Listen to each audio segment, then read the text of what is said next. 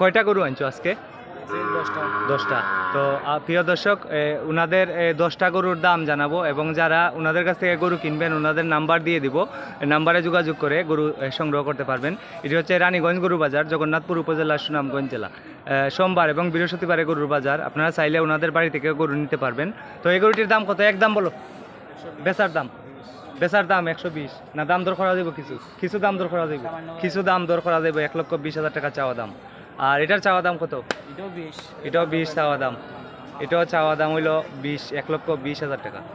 আর এই গরুটি এটা 15, 1,15,000 টাকা।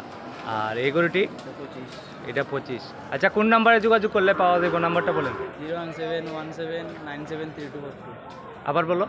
01717973242।